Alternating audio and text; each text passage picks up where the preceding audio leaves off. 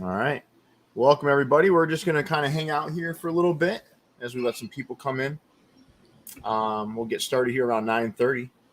Come on in, all baseball lovers, all fans of all sports. Let's do this. That's it. It's not just hats, right? Nah. Listen, the hats, yeah, of course, it's incredible. But all those hats, these players, these are the ones that wear them. Mm-hmm. Right now, Tampa Bay is about to go. Oh, God. Oh, they did. They're just 11 and 0. 11-0 now. Oh, man. 11-0. Incredible how those guys just keep on. That organization just keeps on doing it. Mm-hmm. We're going to talk about them a little bit tonight. Yep. Get some of our viewers involved. If you like baseball, this will be the place to be on Tuesday nights, because that's it. Every Tuesday, man. Every Tuesday. Breaking it down. That's it. There's a lot of things wrong with the PT profession. You need this one thing. What the hell is that? You were TikTok? No, that was no.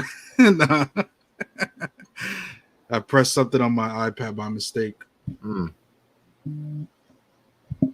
Frederick, what's up, man? Got a lot of people in here come in. We got Neil. We knew baseball would bring Neil out. Absolutely, Neil.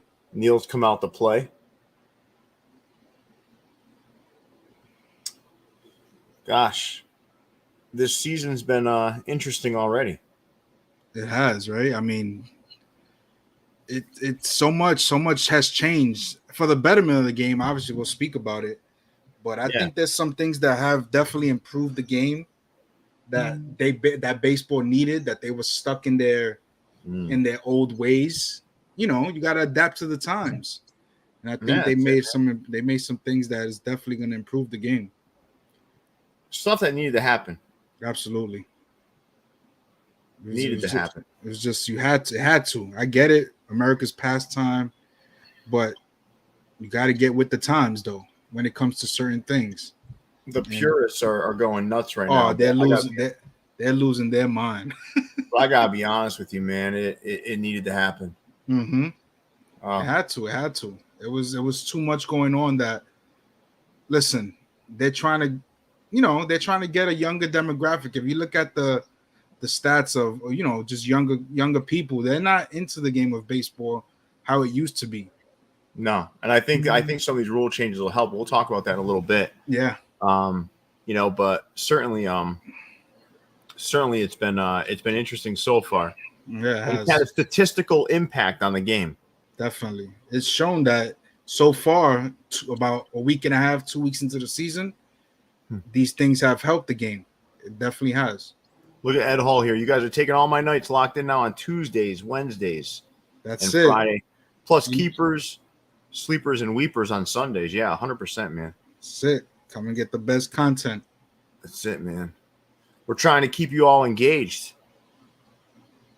Listen, we do a lot, right? We do a lot for the viewers, man. It's constant. It's every day. Yep. It's I mean, there's very few days where we don't have a video. Where a video is coming up, exactly, whether it's a preview or a review or what's coming out. I mean, you guys it's almost an everyday occurrence. Yeah, and we're going to continue that too. I think this is just a new addition. We'll probably do this for the NFL, probably do this for the NBA as well, the next seasons. Get everybody involved. Yeah, just keep it flowing. Mm-hmm. But so listen, you ready to get started here, Kyle? Let's do this. All right, so why don't we do the countdown, Leon? We'll get everybody ready here. It's the views from the vault, live and direct, and it slaps the finest that fit into community built on caps. Sponsored in part by the best in the business. No suggestions of fitted to classics and vintage. New era sickness, fire in the mix, it's ridiculous. It ain't no secret to the dopeness. If you not focused, you left hopeless. Speaking of science of drops and what's tops. Pierre, Leon, Jason from the vault, bringing you nothing but hot. Best of the best, exclusives and clean vision. It's a distinct mission in the embroidered thread of a system to bring you nothing but the real. Just link and get with it. All keepers, no sleepers, no weepers. You know what it is. VP Mercs work the sequence first, bringing the work with the fits. It's the moment you've been waiting for. It's dubs and somersaults. Welcome to a whole nother level of fitted. It's views from the vault. Hey everybody, welcome to the vault. Kyle Pierre here. And obviously, you see, we're here on a Tuesday night, and we're going to be talking baseball throughout the season. So this is something new. We hope everybody gets engaged, and I'm going to hand it over to Pierre. Listen, I'm excited about this. So I absolutely love baseball, and I'm a stats guy. I love the game. I've been watching the game since I was a little boy. And I know a lot of other folks, like a lot of folks get in the hats for whatever reason, right? But I genuinely got in the hats because my father in baseball. So baseball to me is like, it's still my favorite sport. Like a lot of folks will be like, you know what? Listen, I like football. I like baseball is my bread and butter. Yeah, absolutely. It's something I grew up with. I just absolutely loved being a Red Sox fan, kind of raised in central Connecticut. I was at the epicenter of Yankees and Red Sox hatred. So where I lived was 2 hours from Fenway, 2 hours from Yankee Stadium. I was in the middle of it. And then there were some Mets fans kind of scattered around in there, but it was mostly Red Sox, Yankees. I remember an Al Leiter baseball card. I don't know if you remember this back in Topps in the 80s. I remember throwing that thing out because I didn't want a Yankees card in my collection. But, listen, I absolutely love baseball. I'm excited to get this started here. We're going to have a really good format here. I will say Leon's behind the boards, and Leon does a fantastic job kind of keeping this together. I will ask Leon, your homework assignment for the next show is to create a baseball-centric countdown. There we go. I don't know. I don't care if it plays Take Me Out to the Ball Game. I don't care what you do, but let's make it baseball centric. I don't need this. We don't need this video monetized. This is for fun and to engage people. So that's right. Let's get something in there. But Kyle, you ready to take the reins here and let's get started? Let's do this. Let's start it off. All right, let's do it. And I want to make sure everyone out there is participating. We'll put some polls up there. Leon's gonna be putting some polls up there. We're gonna be doing a lot of different stuff. Stay engaged. Keep the conversation going. We'll be answering some of your comments as we move along here. And with that, let's go, Kyle. So, guys, as you know, Pierre, there's been a change in baseball, a well-needed change. There's been additions with new rules that they've put in play to the 2023 season going forward. We have the shift rule that was implemented this season. We have the pitch clock that was implemented this season. We have the bigger bases, so they went from 15 inches to a pizza box to 18 inches. No. And I personally think these are rules that was much needed for the game. I think baseball was too stagnant. They were too stuck in their old ways. And don't get me wrong, it didn't bother me the way baseball was. Growing up, I've always loved the game. It was something that the rules kind of didn't matter to me from a standpoint that I was just a lover of the game. I wanted to see the game every day, wanted to be at games. So that was my thing. But I think the two major rules that were implemented this season that are going to be a big impact and is kind of controversial, so far to start the season, is the pitch clock and the banning of the shift. I got to be honest with you, I love both of them. I couldn't agree with you more. Let's start with pitch clock, right? So let's pitch start with clock. Yeah. Listen, if there's anything that's irritating, right? And I think we got a stat that's kind of moving along the ticker there. So now the major league average game time is 2 hours and 39 minutes, and MLB hasn't been below 2 hours and 40 minutes since 1984, I believe. So when you think about that, some of these games, right? Red Sox Yankees, for example. Oh God, some of those things were 4 hour, just dragging and. It was crazy. It was insane. I mean, listen, I remember I went to a Yankee Red Sox game. It was a 9-inning game. And the game obviously started at 7 p.m. here East Coast time. The game didn't finish till almost 11 o'clock. Yeah. Because it was just dragging. It was just, guys stepping out the box, pitchers stepping off the mound.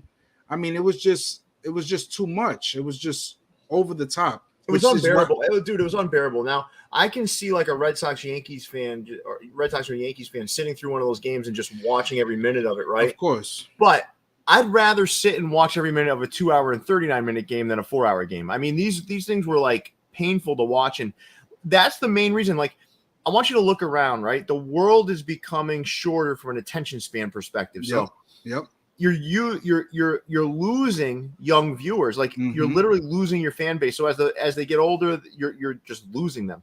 They don't want to sit there and watch something for 4 hours. Exactly. That 18 to 34 demographic. If you don't get them right away, you're not going to get them at all. Guys like us, or guys that have been a fan of the game for growing up as little kids, you got us. That's not who you got to worry about. But the times are changing. You need to bring in that younger, think about a game that starts at 7 o'clock. Think about a game that starts at 7 p.m., right? Yep. You could literally be done with the game at 9:30, where that was never possible. No, never. You know, like there's times I would want to watch a whole game, and I'd be like, man, I gotta go to bed. I gotta be up for work in the morning. And that was a 7 p.m. game. That was a 7 p.m. game, right? You were worried about, damn, what time am I going to get out this game tonight? And I feel like there's not a lot. We haven't seen. We got to pause on some statistical analysis here with the pitch clock, right? Yeah. Other than game time, but I'm sure it's going to positively impact the game overall. Now, absolutely, it's just a smoother pace of the game. Well, so one of the rules within the pitch clock, right? Mm-hmm. You have 20 seconds when you have a runner on base or runners, and when there's nobody on base, you have 15 seconds. So the way it's implemented, let's say there's no runners on base, the batter has to be in position when he's facing the pitcher at 8 seconds on the clock. He has to be ready to, take his at bat. Obviously, you're allowed to take time if you need it, but you're only allowed one time per the plate appearance, for that plate appearance. I just think it just brings a pace to the game where you're not constantly stepping out, fixing the batting gloves, the pitcher stepping off the mound, getting the rosin behind them. It just brings a pace that it's more aesthetically, it's better. Yeah, I listen, man. I think it's better, and listen, I don't know, like, so there's a statistic that Leon shared with me today. The stolen base rate is way up to 0.7 per team per game, where it was 0.51 last year and 0.46 in 2021. This is the highest stolen base rate since it was also 0.70 in 1999. The last time it was higher than that was 1997. Do you think some of this has positively impacted the running game? Oh, absolutely. Because besides the fact that the pitch clock, it brings the pace to the game. We're not going to go too heavy into, but the addition of the bigger bases as well. Oh, yeah. I mean, the 3 inches. Yeah, you're literally cutting a millisecond off of every steal. Yeah, everything counts, right? Exactly. But I think they needed to implement that back in the game, because you think about like the excitement of a stolen base. Oh, that's like analytics eradicated it. Eradicated all of that. It eradicated the hit and run. Eradicated. I know it sounds crazy, not for everybody, but it eradicated bunting. It eradicated hit and run. Everything was either a home run or strikeout or walk. Dude, so it was getting to be ridiculous. It was over the top. It was crazy. I mean, you would go to games and or watch a game on TV, and it was just no action going on. Just so much dead time when it comes to just pitchers and hitters just kind of taking their own pace, and then the implement of the different things that it just didn't make sense for the game. Listen, it's changing. It's gonna I think what it's doing is they used analytics to reinvigorate the game, but it's also going to help balance analytics and just that old school sort of manager mentality, right? We said managers were worthless. They really were. They were just managing egos, right? They were exactly just the people in the clubhouse making sure guys got along and patting guys on the back when they needed it. It was they were going off a binder, literally. They were meaningless. They were going off of a binder. They were meaningless. Everything was coming from the top. It was it was just it was coming from really just numbers, just a computer's basically telling them what to do next. And so I think go ahead. No, go ahead. Listen, I like this change a lot. I think this is probably the most important of the changes to me, in terms of its impact on the game. I'm excited. I'm really excited to see how this turns out, but certainly had an impact on the running game as well. So this is something that's fantastic. And I do want to remind everybody, there is a poll up there right now. Do you like the new MLB rules? We'll keep that up for a little while. 86% of you are saying yes. 14% are saying no. So we got 14% of the folks in here are purists, I would imagine. But or their team got burnt by one of these rules. Yeah, right. They got a ball given to one of their pitchers or Either way. And listen, I would put that comment up there too. Neil is saying we still need robo umps. I'm not going to disagree with that. Mm-hmm.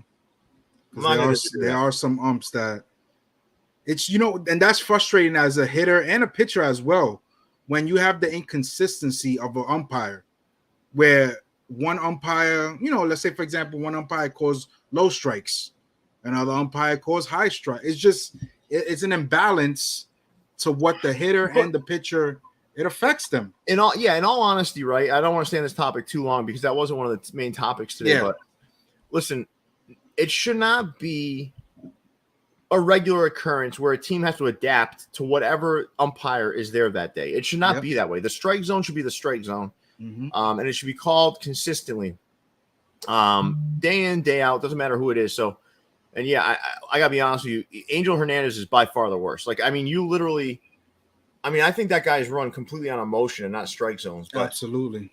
At the end of the day, this is something that I do think is a change that we'd love to see in the future. But for now, let's go to the second change. So, as you know, there was also another one that was implemented, and this was spoken about over the past couple of years and how it affected the game, and it's the banning of the shift. I am one that, listen, I grew up watching the game where guys would hit the other way. Guys would take the ball and hit it where it was pitched. It wasn't only guys swinging for the fences, and they didn't adjust in their at bat to what the pitcher was doing. But it grew on me over time with the banning of the shift. Honestly, I think it was something that was needed for the game because it was just a bit too extreme for me. It was something where you would have 4 guys on the right side, and a guy would line up. He would hit a nice line drive, and it'll be right to a fielder. Yeah. So, listen, I think like there's a statistic that we kind of got coming across the ticker. Left-handers were shifted 55% of the time overall, while right-handers were shifted just 19% of the time. Listen, I think there's a lot to this, right? I think obviously left-handed batters that hit the ball on the ground a lot are most likely gonna benefit from this. Absolutely. It's not necessarily like the guys that tend to have a higher percentage of their balls hitting the air. Probably not going to matter as much, but there's a ton of ground ball left-handers, right? That have been. I mean, you got some on a list, right? We were talking through this earlier today. Some of the hitters that are going to benefit from this. Oh, there's gonna be so many. So one guy for sure. You got guys like Joey Gallo, who these are guys that they believe in a lot in launch angle, a lot of launch angle. That's the analytics that are playing. But some of that launch angle talk, right? It revolves around the shift, though. The shift, like exactly. It was created in response to the shift. It was guys that were their approach at the plate was almost to defeat the shift. Was things like launch angle, where they would elevate the ball. That was what they were trying to do. Yep. So guys like Joey Gallo, and most of these guys that I'm going to say are left-handed guys. Anthony Rizzo, you got a guy like Corey Seager. Seager's another big one. You got a guy like Jose Ramirez, even though he's a switch hitter, but he was heavily shifted when he was batting left-handed. You got guys like Kyle. I mean, the list goes on and on. Kyle Tucker, Max Kepler. It's going to change. It's going to change a lot of things from a statistical standpoint with left-handers specifically. Exactly. And I think like even Shohei Ohtani, he's one of the guys that's going to be impacted by this. He was another guy. I mean, listen, I have a stat here. Left-handed batters, when they weren't shifted against, right? Yeah. They batted .253, which is a pretty, subpar average, but it's .253. With a shift, they batted .222. That's almost 30-point difference, 31-point difference in what a player is doing at the plate.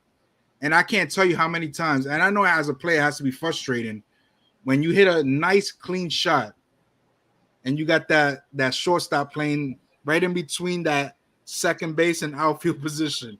And it's just a ground ball. I mean, I see this year. I've seen it so many times where guys, obviously me as a Yankee fan, guys like Rizzo, where he's hit that ball into that hole that was always out for the past couple of seasons.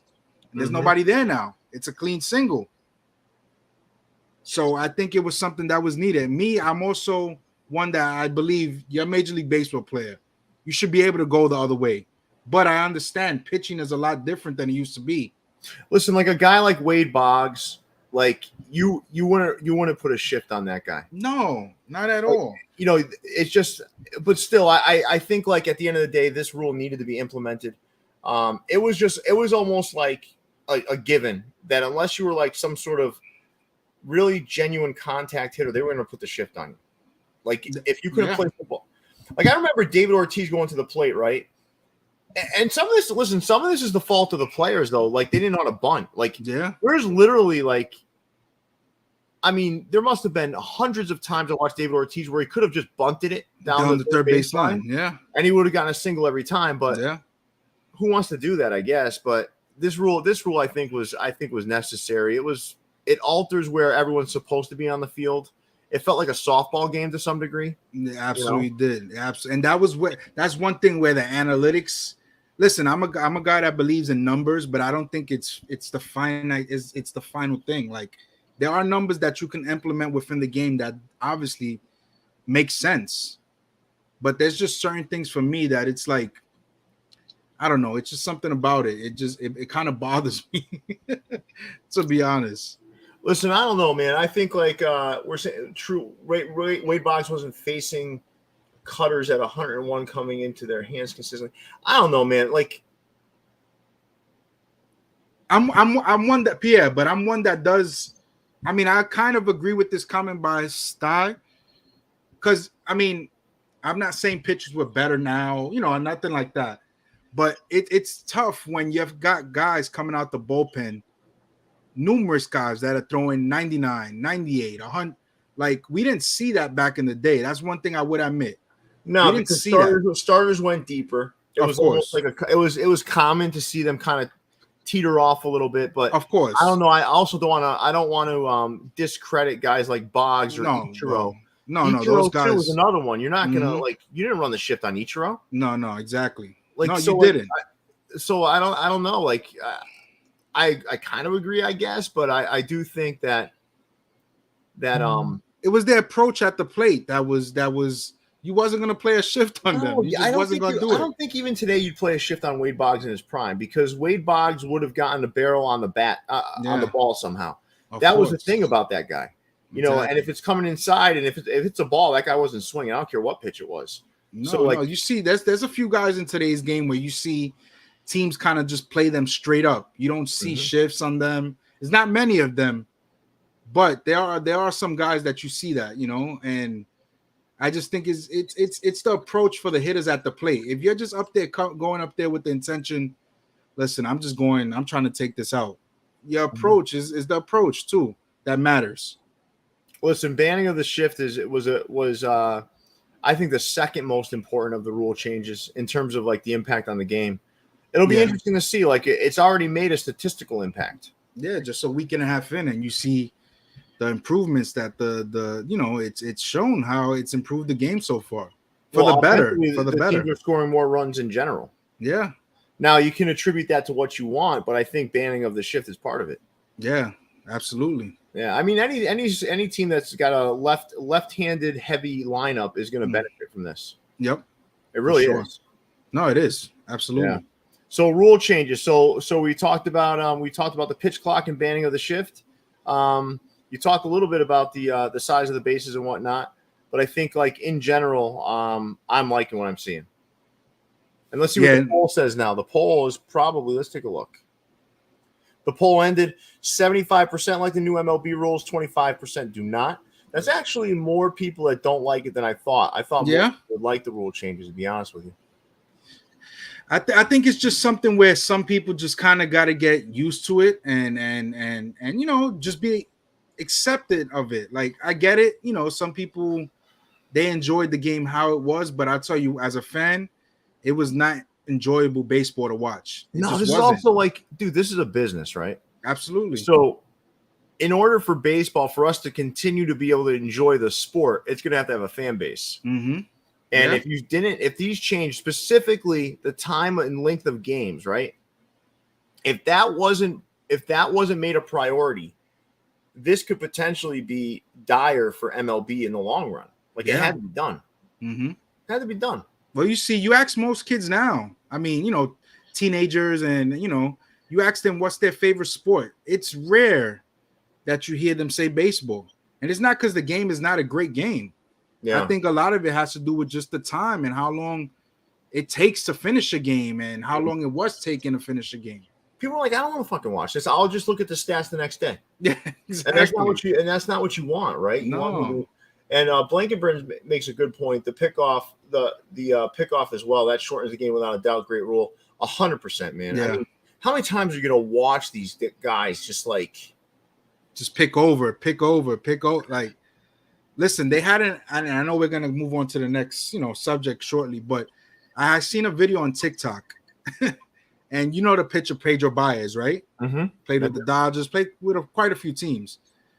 They had a video of one of his at-bats against, I forgot who it was. But the point is, they had a looped video of Jose Altuve hitting a grand slam. They looped the video like 9 times before Pedro Baez finished his at-bat with that particular hitter, because he was constantly stepping off the mound, just dragging the game along. It's a joke, and it makes you want to go out there and just put the guy in a fucking headlock. Exactly. And some players, like, I heard Machado kind of mention something, and even Max Scherzer kind of mentioned something about the rules. Come on, man. I get it. You want to make the game better, don't you? I mean, I would think they would. Yeah, but I think if they're on the wrong end of one of the rules, like their emotions are going to take over or whatever. Yeah. But hey, once everyone adapts and we're a year into this, exactly, I think everyone's going to be like, wow, these changes are for the better. Exactly. The problem is a lot of these players grew up in an environment where they could do all these things that are kind of being policed now. Yeah, exactly. So anytime you see a change like that, it's kind of hard to swallow. All right, so let's move on to what's next.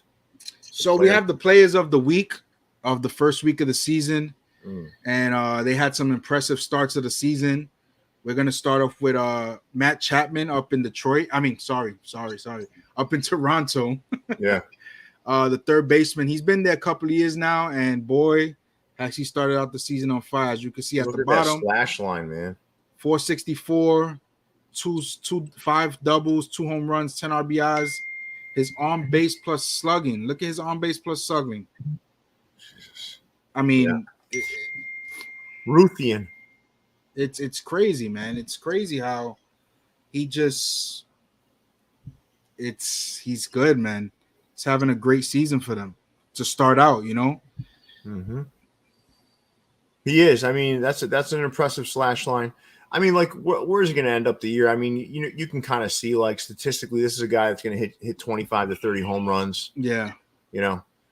What is he? He's gonna drive in. How many runs is he driving in on average? Like, God, that's not very good. On average, he's driving in about, I would say, 70s and the 70s around there. Yeah, but he's also in a better lineup now too. He got Vladimir Guerrero and Bo Bichette and these guys. Yeah. So he's always been a good player with Oakland. His years with Oakland, he was pretty solid.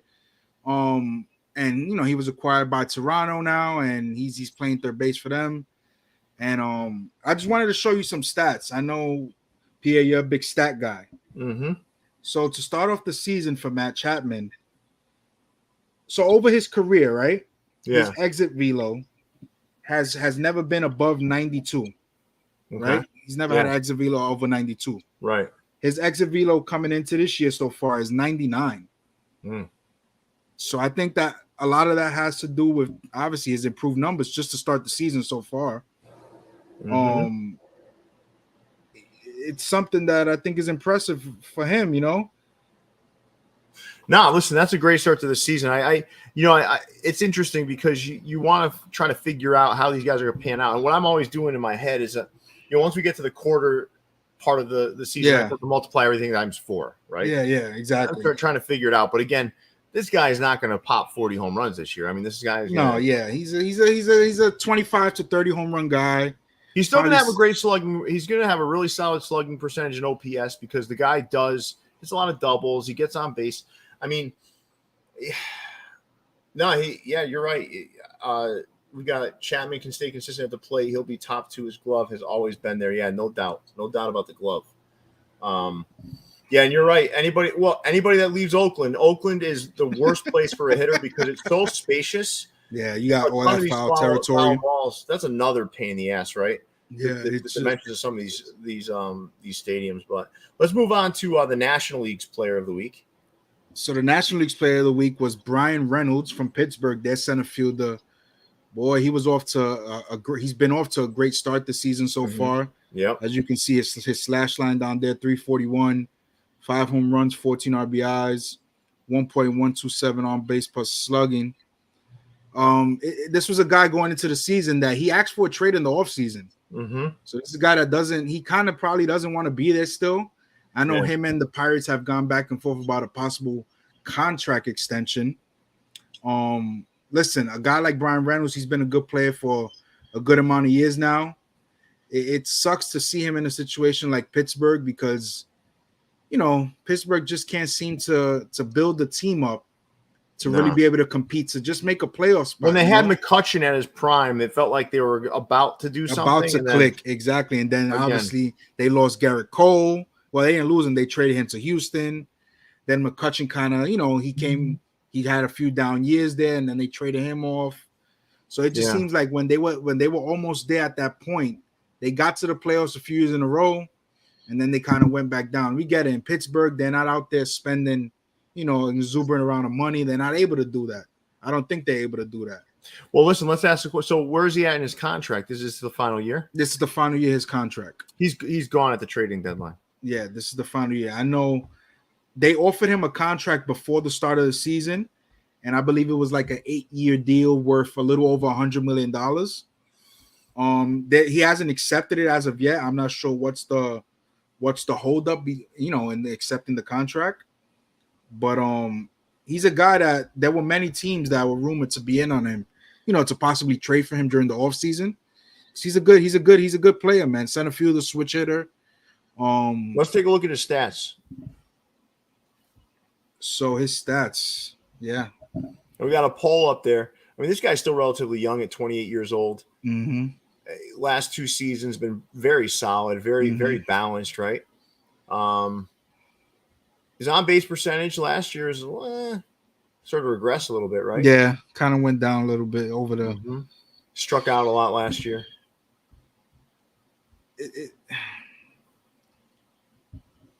So, but again, he doesn't have much. He doesn't have much help there. They got their third baseman, Cabrian Hayes, who's pretty solid. But overall, Pittsburgh, man, it's going to be tough for him to be able to try to win there because there's just not enough talent there to help him. Will he be able to continue to do this for the season? There's a possibility he won't because look at the numbers he's put up so far, and his career shows you that he wouldn't. It's not a guy that's going to pop 35 home runs. He might though. He's still young, man. This guy might. I mean, he might. Like if I had to take a guess, right? Yeah. His production this year, just looking at the trajectory of his career so far, I'd say he's good for 35 home runs and probably even in that weak lineup, 80 RBIs. Yeah. That's what it looks like to me. Again, you never know what could happen, right? But I mean, he's slugging at a really good rate right now, too. 829 so far. Exactly.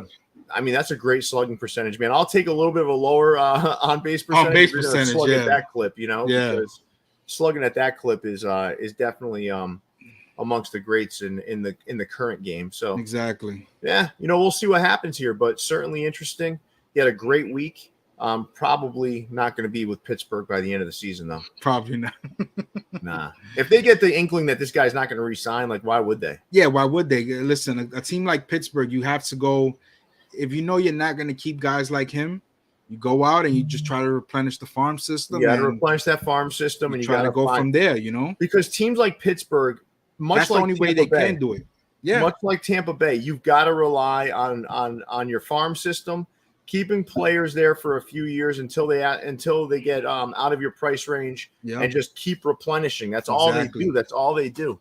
Making the right trades for guys. And, you're right. That's small market teams. That's the way they're able to stay or that's the way can the good be competitive. The good ones. And we're going to talk about Tampa Bay later, right? But There is no way that these teams can compete with the pockets of the Yankees, the LA Dodgers, these teams, right? They just can't. Yeah. So their whole thing is turnstile of farm systems, right? Yep. Just keep turning it.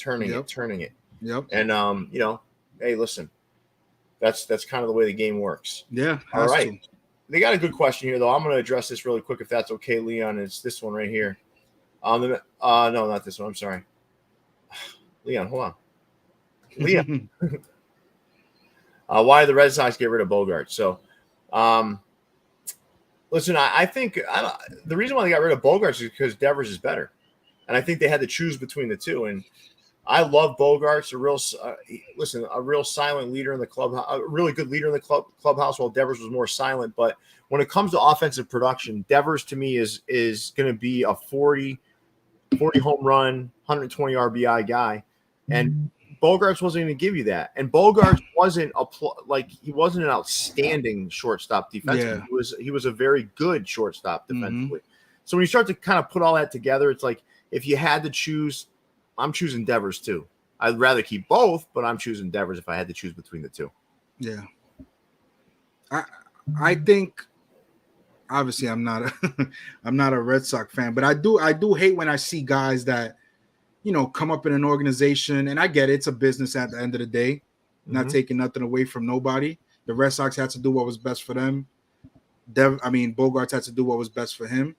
But I do hate when I see guys that were staples in the team and they leave, for I guess you could say greener pastures. It sucks to see that, because Bogarts was a staple there, won 2 championships with them, was a great player. But I do see the side of the Red Sox as well, and why they, you had to choose between him or Devers. But I think there was something that was brought up just a minute ago. They messed up spending money on Chris Sale, and you're 100% right. If they didn't spend that money on Chris Sale, Bogarts would probably still be there. Yeah. So they have more money to play with, but that Sale contract has really handcuffed them. But all right, so enough of that talk. Let's take a look at the poll here. So should the Pirates trade Reynolds? 53% say yes, 29% say no, and 18% say only if it's to my team. So some selfish people out there. Yes, and the same with Mookie Betts, Frederick. Same with Mookie Betts, a big loss to the Red Sox. Yeah. All right, what's next? So we're going to go over to a team that's on a historic pace. We're going to, have some power rankings and standings, and we'll talk about the Rays in a little bit. Obviously, it's going to be all tied into this. But the power rankings so far, we have some teams that as you can see here to start out the season, you got the mighty Tampa Bay Rays starting off the season at 11-0 with a plus 63 run differential. And I gotta be honest with you, I don't care who they're playing. I don't care who they've played, right? No matter who you're playing, to win 11 straight games and to outscore your opponents by 63 runs in 11 games is impressive. And yesterday, they've been smashing the ball too, but yesterday they beat the Red Sox 1-0. I mean, this is a team that can kind of do it all. Again, we talk about like these small market teams. They are the cream of the crop when it comes to small market teams. And dollar for dollar, they're the best team in baseball, period. Whether it's not about the 11-0 record, dollar for dollar, they're the best team in baseball. This is like this team would impress even Billy Beane on his best day. Billy Beane was known for like really squeezing the dollar, right? Exactly. I mean, he did an impressive job, and he's kind of like the guy who put this stuff into motion, right? With these small market teams, what he did with Oakland back in the day. Yeah. But this is and no, Blanket, I saw you write this earlier, and I want to be clear. I believe this Tampa Bay Rays team will win injuries, right? Will win 95 games. That's what I believe. I believe they're built to win. Yeah, no, they're a team that, listen, man, when you seem to when going into every season, right, you kind of have your clear-cut teams that people believe that are going to be the standouts for that season, right? And Tampa's always in the mix, but they're never given like the respect that I believe they deserve, honestly. And this is coming from a Yankee fan. They just seem to know how to build an organization. I hate Tampa Bay. I hated Tampa Bay when they had Carl Crawford and Julio Lugo. I've hated them. I hate them. And being a Red Sox fan, I just absolutely hate this team. They're always a pain in the ass. But you've got to respect the fact that this team is able to do this year in and year out, be competitive in what I think is the most balanced division in baseball. Yeah. It's like there's always one dog, right? Each year. Like one year it's the Red Sox, 1 year is Baltimore. Well, but it's just crazy. Like, and everyone's saying they're laughing at me because I'm saying 95 wins. Like, why is that so like outlandish to think that Tampa Bay is going to win 95 games? No, I don't think it's outlandish, especially after starting out 11-0. They spend so much money on scouting, right? Which is why everyone's like, well, they're amazed at the pitching that this team churns out. They churn out good pitching because they work to find it, and they have the formula. They understand. Like, you can go back to Scott Kazmir. You can go back as far James as you like. Shields, yeah. They were always fantastic at finding Matt Garza. You could just find it. A lot of teams are very gifted in finding and uncovering jewels offensively, but very few can really harness or figure out how to identify pitching to that depth that Tampa Bay does. That's a reality. That's a reality. Yeah, no, it's true. I mean, the perfect example was a few years ago. You remember Chris Archer, right? Oh, yeah, I remember Chris Archer, how well he played for them. Yeah, but then they got off of him at the right time, and they traded him off to Pittsburgh. And who did they receive in return? A young Tyler Glasnow. Oh, yeah. And Austin Meadows. Dude, they're fucking brilliant. But listen, it goes to, like you said, the organization. And anyone and a lot of people, if he went to New York or something, Chris Archer, right? Yeah, that wouldn't have happened in the division. But let's say he went to another big market team like LA.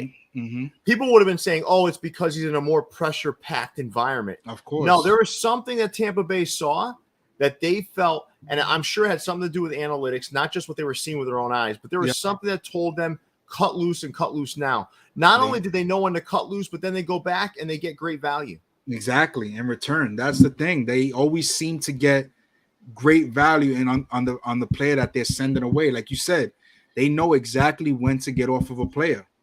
And it just always seems to work for them. And they're doing this on a $56 million payroll. I just want you guys to hear that. $56 million. They're gonna feast on teams like, because it's not this schedule where they're playing the AL East all the time. Like, exactly, it's not the same. They're gonna feast on Detroit. They're gonna feast on Kansas City, Oakland, Seattle. These. Well, not really. I don't want to put Seattle there. No, teams like the Nationals, teams like Kansas City. Gonna be okay. Yeah, teams like Kansas City, Detroit, Oakland, like you just said. Those are teams they're gonna feast on, and they're gonna play National League teams that are at the bottom as well. So they're going to get a lot of games in which they play that they're playing against competition that's just not in the same league as them. I don't think that like Blankenbrim said, look, you're not going to get an argument for me. The front office is insane, but it's the Rays at the end of the day. The Rays have been one of the better organizations for the past 10 to 12 years. They have from a standpoint of just front office, scouting department. If you look at the Rays over the past 10 to 12 years, they've pretty much been in contention for a playoff position every year. They're good. They're solid, man, and they're gonna win 95 games. You guys can mark this down in your little notebooks, because I'm sure you'll remember and you'll come back and tell me if they don't. But I don't think I think they're a 95 win team. I think they're a playoff team. Barring some crazy injuries. All right, so that's the Rays, right? But there's a lot of other stories out here. And Seattle, man, is really one of the ones that's disappointing. I thought Seattle was going to win that division, and it certainly doesn't look that way right now. Yeah, coming into the year, obviously after making the playoffs last year, after a 21-year drought, 20-year drought, 20-plus year drought. And I thought, with the addition of Luis Castillo last year coming into this year, he was going to be there for the full season. Julio Rodriguez having another year under his belt. And obviously it's early. It's only, what's their record now? 4-7. Yeah. So I'm not going to go too crazy, but I agree with you. I'm kind of, it's Seattle, so you don't know what to expect. A down season for them like this just to start might lead to them not getting to where they want to get to at the end of the year. So that AL Central's weak. Oh man, so weak. Look at that run differential. What is Detroit doing? They're doing slightly better than Oakland. I mean, listen. Honestly, what would be your solution for a team like Oakland? Should they just get out of Oakland? What are they doing? I think they're directionless. Yeah. I think they're directionless. There's a few teams I put in that category. I think Pittsburgh's another one. Yeah. In that category. These teams are directionless. Like you don't get a feel like they're looking like you don't understand. None of us know what they're trying to accomplish. Exactly. You don't see a clear vision of where they're trying to get to. And the excuse that people always try to say that teams can't compete with low paying. No, you can compete if you know what you're doing. Yeah. You can't compete. Well, listen, Washington's terrible. And Neil, as much as your Philadelphia Phillies get your engine revving, they're not doing too well either. I think what's interesting when you look at the run differentials in general. I know not everyone likes to go to run differential, but there's a lot of red. Negative. There's a lot of red. It's top heavy from a run differential standpoint, right? Even Pittsburgh, they're in second place, 7-4. They have a -2 run differential. And then Milwaukee, 7-3, they have a +22 run differential. Obviously, this starts to be more important as the season wears on. You start to see some starts to see certain trends, better, but still. I mean, if you look at the game overall, it's pretty top heavy as far as like competitive balance. I would say. I mean, if you think of it, there's probably only 5. I would say 5 legitimate teams where you could say, oh, those teams can win a title. My opinion. Yeah, I think the rest of the teams are kind of just there. So it's going to be interesting to see how the season plays out and what teams improve and what teams kind of stay where they are, and we'll see how the season goes. So let's go back to the American League for a minute and let's talk through who we think is going to win each division. Okay. So we'll start in the American League East, and who do you got winning that division? So I'm going to go with – I went into the season going with the Yankees. I'm going to stick with the Yankees. I think the Rays, as great as they are, I think it'll balance out once they start playing, some more competitive teams. Mm-hmm. Not taking the 11-0 away from them. It's a great start to the season. But they had the benefit of playing Oakland, the Nationals, Detroit. So, I mean, those are 3 teams that are bottom of the bottom. So I would go with the Yankees. And if they win the division, I would only go maybe a game or 2. It's going to be close between them and Tampa Bay. It's not something where they're going to win by 9-10 games. No, it's going to be a close division race with them, the Yankees, and Toronto throughout the year, I think. But I'm going with the Yankees. And everyone out there watching, just put in the comments, put in who you think is going to win the division, the AL East. So for me, I'm going Tampa Bay. So listen, I know people are going to say it's because I'm a Red Sox fan. I just think Tampa Bay is going to win that division. I think they're for real, barring some injuries. I think this team is the one that's going to be the most dangerous. Listen, it's not the teams with the most stars. It never is, man. It's always the teams that have the best balance. And I'm going Tampa Bay. And I'd say last place. Let's do last place as well. I think Boston's not going to be the last place team. I think Baltimore at the end of the day is going to be the last place team in the AL East. Yeah, I would agree with you as well. I think Baltimore, they got some good young talent. But I still go with the Red Sox to finish above them. They got good young talent, but they're not there yet. The Orioles. Yep, agreed. All right, moving to the AL Central. Who do you got coming out of the AL Central? I got Cleveland, man. I know Minnesota. They made some additions this offseason. They got Lopez over from the Marlins. They re-signed Carlos Correa. They signed Joey Gallo. They made some moves, but I can't go against Cleveland and Terry Francona, man. That guy just knows how to manage. He knows how to get the best out of his players. They got a AL MVP candidate in Jose Ramirez. They have they just have an overall really, really good team. Yeah. So it's tough for me. I'm going Guardians too. Yeah. I'm going Guardian. I don't think Minnesota's going to be there. No. I think Minnesota will be the second place team, but I'm also going to stick with Detroit in last place here. Same here. Same here. There's not a doubt for me there. Yep. All right, AL West. Who you got coming out of there?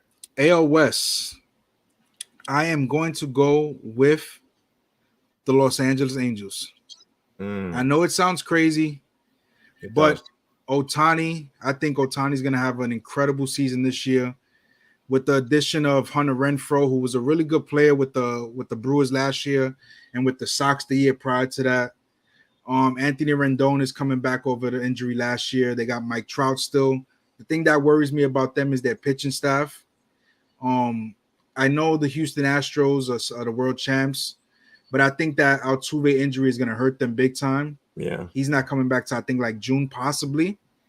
I know it sounds crazy, but I'm going to go with the Angels. Yeah, I'm going Houston. I think it's going to go Houston, Seattle, then the Angels. That's my opinion. But, yeah, I don't believe in Texas. I'm sorry. I don't believe in Texas. Yeah. But I do think Houston's going to come out of the AL West. That's just listen, I could be wrong. They're still deep.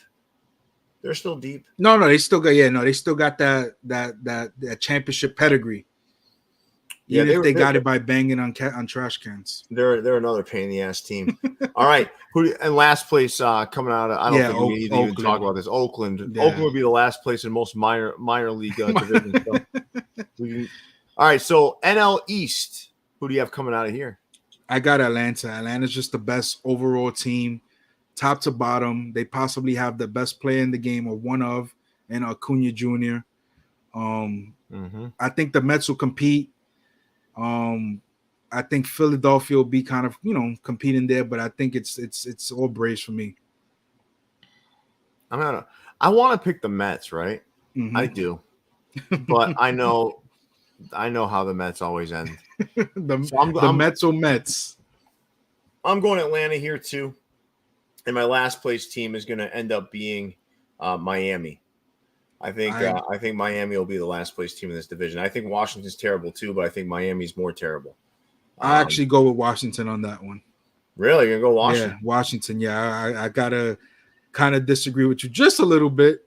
Washington is horrible. Miami is too. No, they are, but at least they got some major league players on their roster. Yeah, but their pitching staff sucks. Oh no. Well, besides Alcantara. Yeah, they're not ready. They don't have much else. But the Nationals, they both suck. Yeah. NL Central, where are you going? I'm going with the St. Louis Cardinals. I believe in their pedigree. Wow. I know they're at the bottom of the heap right now at 3-7. But I think they'll bounce back. I think the losing of Yadier Molina, I think it's gonna affect them. It's gonna take them a little while to kind of get back from that veteran leadership, being able to control the pitching staff, and just him being there for so long. I think with Arenado and Goldschmidt, I think they'll be okay. So I'll go with St. Louis. You still didn't convince me. I'm going Milwaukee. I'm going Milwaukee, and I'm going last place. I'm going Cincinnati. Last place, I'll go with the Cubs. Cubs, huh? Yeah, the Cubs, man. They're another team that, they traded away all these guys over the past couple of seasons, and they just haven't got. They signed Dansby Swanson, he's a good player, but it's just something about them. It's another team that I just don't see them doing much. Let's go to the most interesting division, I think, right now in the NL, which is the NL West. I don't know. I've got LA coming out of here again, but I think San Diego's scary, man. Yeah, no, they are.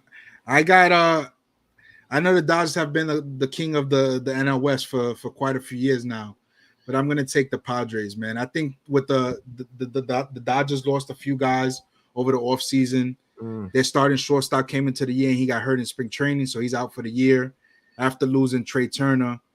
So I think that's going to affect them. I think they still have a good team, but I think the Padres, man, with the addition of Bogarts, finish it though. That's the problem. Yeah, no, I know it's they're a team that you almost got to see it to believe it, right? Like you got to see them do it, and then you'll be like, okay, I could see them. But I just think they overall, and I know it's only on paper that you still got to go out there and play the game.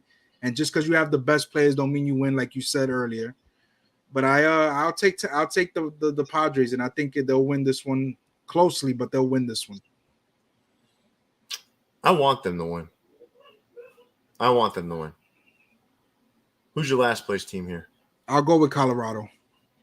Yeah, I'm the same. Rockies. They just they gave Chris Bryant all that money, and boy, that's all I can say. You sound a little depressed. Yeah, that's what for them. I'm not a Rocky fan, so I don't care. But for them. All right, well, let's take a look. So the next thing up was just, are the Rays for real? I think we've already answered that. Yeah. But I'd love to put a poll up there if we could. Are the Rays for real? And any closing thoughts on are the Rays for real, Kyle? No, I think they're definitely for real. I think they're a team that, coming into every season, people have question marks of how they'll be able to, will they compete? Will they be a wild card team? Will they win the division? They lose players, they gain players, and they just continue to do it. Obviously, they have the star in Wander Franco. They signed him up. They got another pretty good player in Rosarena. They always have a good pitching staff. They just know what they're doing down there in Tampa Bay. So I'm never going to discount them. So I think the Rays are for real. Listen, I can't say this enough. If they don't, barring injuries, right, this team is going to be a behemoth. Mm-hmm. They're going to be fantastic. It's just a matter of, do they stay healthy? Absolutely. Do they stay healthy? And that's how I see it, man. I see them going toe to toe with the Yankees this year. I really do, because at the end of the day, if you got a pitching staff, you can win. And they have enough on the offensive side to be competitive. So you just saw it, like even against the Red Sox winning 1-0, right? I'm not saying the Red Sox are a great team. I'm just saying, like, they found a way to win. And when you start to find ways to win, that's when things get magical. Yeah, it becomes contagious. You almost start feeling, something special's going on, Mm-hmm. I think they're going to be very dangerous, man. And in Major League Baseball, if you have pitching, that travels anywhere. Yep.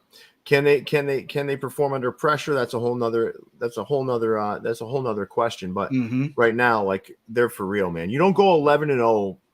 Like, it's rare. Like, you don't go 11-0. I don't care who you play. You don't go 11-0 in Major League Baseball because you suck. Exactly. Yeah, that doesn't happen by mistake. Yeah. All right. Now, Leon's going to take us to the next topic, which is this day in baseball. So, this day in baseball, so not necessarily today, but this was last week, right? April 8th, 1974. We had the true home run king hit his 715th home run. And obviously a little look forward to this weekend. We got Jackie Robinson Day, which will be fantastic. But but for now, let's pull up Hank Aaron's career stats. I think this is always kind of cool to look at. Man, what a great player. Yes. Listen, these are the kind of statistics that like a kid like dreams of having, right? When he's like kind of playing. Absolutely. You probably can't even think of having numbers like this when you're, dreaming as a kid to try to one day, possibly play Major League Baseball, and you think about it and you just like, oh man, I just want to get in there, hit one home run. If I can hit one home run, that'll be great, and look at what this guy went on to do, man. It's almost 4,000 career hits. Yeah. 755 home runs, slugging at a 555 for his career, and his OPS at 928. This guy was the consummate 25-time All-Star. I mean, God, come on, man. It's truly one of the legends. Not to mention all the stuff he had to deal with when he was trying to break that record, or when he ended up breaking that record. Listen, I think for any black player that played in that time, right, they weren't just playing against the other team. They were playing against a lot of other barriers, such as racism and all those sorts of things. No one wanted him to break that record because, quite frankly, people didn't want him to break the record because he was black. And I think when you think about these things and I think about guys like Bill Russell. I think about Jackie Robinson, Hank Aaron. These guys that were doing big things and huge things, and when our country was in a much different place. Not that racism doesn't exist today, but it's not the same as it was then. Exactly. It was impressive, man. This guy was a goddamn winner. I mean, incredible. Almost 4,000. I think people underestimate how good of a hitter he was. He had almost 4,000 hits. Exactly. He wasn't just a home run hitter. He batted over 300 for his career. But like insane, you said, man. almost 4,000 hits. When you look at the hits one is the one that got me, right? It was like when I looked at it, and yeah, that's great too, Blinken. That's crazy too, Blinken Brims. He only had one MVP. Yeah. One MVP. And I can go and show you years, and this is something that we're going to end up doing on the show eventually. Absolutely. We're going to start breaking down some of these things, like what you're talking about there, Blinken Brims. But we're going to show which years he should have won an MVP. Yep. If everything else was taken out of discussion. Exactly. But absolutely, this incredible. guy defined great in baseball. Yeah. Nah, see, I did see those going. Yeah, the Jackie Robinson. Nah, man, my dunks, the dunks are way better. The dunks are the one. I'm gonna be breaking those out on the 15th for sure. There we go. I've got my whole outfit planned, man. There we go. Yeah. All right. So with that, we're gonna wrap this show up, right? Yes, sir. Listen, I hope this was entertaining for all of you. We're going to get better as we kind of move along here. Yep. I want to thank Leon W. Chen behind the boards. He did a fantastic job this evening, kind of keeping us organized and moving us through the show. Nice job, Leon. I want to thank you, Kyle, for being a great partner in this. Yes, sir. And listen, I think we're gonna have a really good time doing this. So this will be a staple on the show on the channel every Tuesday, and we'll have some guests on from time to time. And we'll continue on this path, but allow us to give us feedback. Give us feedback. If you think there's something we could have done differently, there's something you'd like to see on the show, whatever it is. We're also going to do some short content. So I think it's just going to be fantastic. And with that, Leon, how about you come out here? I'm in the dark right now. The show wouldn't be complete, Leon, if you didn't take us away. So, Leon, why don't you take us away? Yeah, make sure you guys are liking the video, subscribing to the channel. Sorry my lights aren't on. I was not expecting to be on camera. For Kyle, Leon, and Pierre, we're signing out, guys. Stay fit. See you, everybody. Peace.